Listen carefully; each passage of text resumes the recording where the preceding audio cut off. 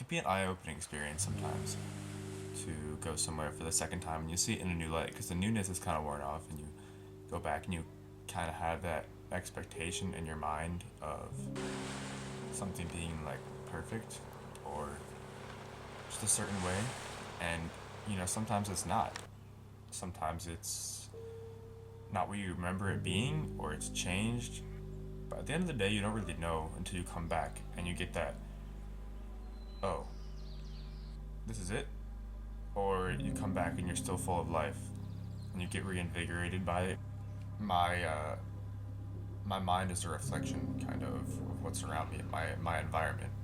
And it's kind of a combination of both what I choose to feed into it and also the situations that I put myself in. Like if I wake up, scroll on social media 30 minutes after waking up, my mind, I notice, is just very scrambled. It's very all over the place the rest of the day. It's not settled. It's not at ease.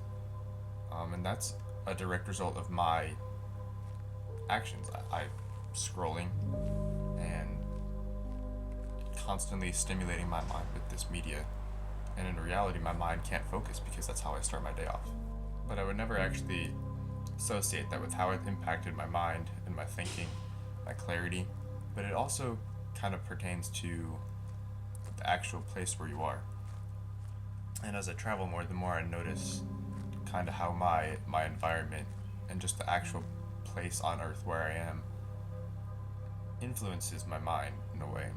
And if I don't feel comfortable somewhere, I can kind of sense it right away. I've also been places where maybe either in the moment I realize it or in hindsight I realize it where I'm not growing there. I'm not thriving there, and I'm not comfortable in my surroundings.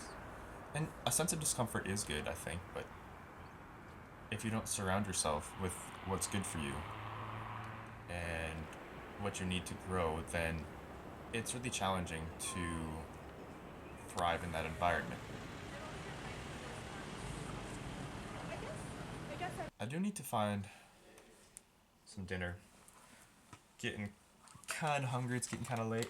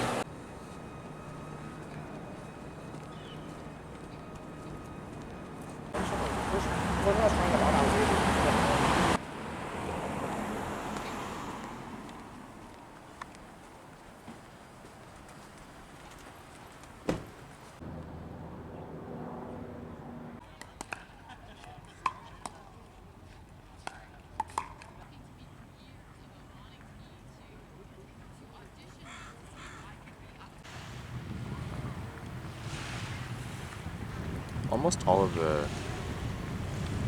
traveling that I do is by myself. I can choose my own schedule, do what I want, take a break when I want, leave somewhere when I want. It's nice, having that freedom, that flexibility. But I think something that I'm learning, kind of as I'm spending more time traveling alone, is how solo travel, at least for me, is a little bit rooted in selfishness and arrogance. It's like I can do it all myself. And I think that's, having that sense of confidence is good to an extent, but it does get tough being alone after not that long.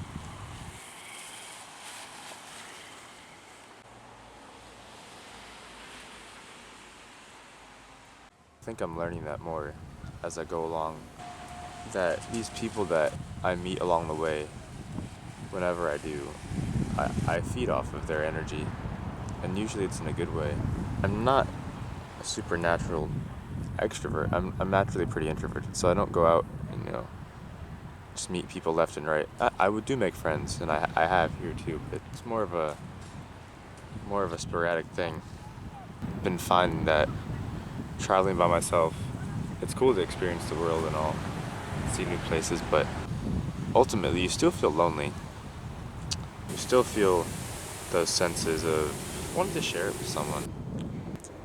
Learning to humble myself in a way and just put myself out there and meet people and be open to relationships, just not romantic relationships, in a sense, just friendships. It's way more important than I think I realized at first, and I'm glad I'm realizing that now. It's a challenge for me because I'm not super social, at least naturally. I'm good in conversation. I can make friends pretty easily, but it's not my favorite thing to do necessarily. I like being friends with someone. I don't love the act of making friends.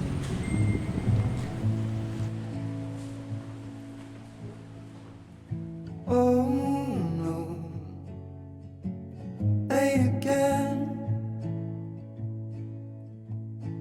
fighting all night with the Midwest wind.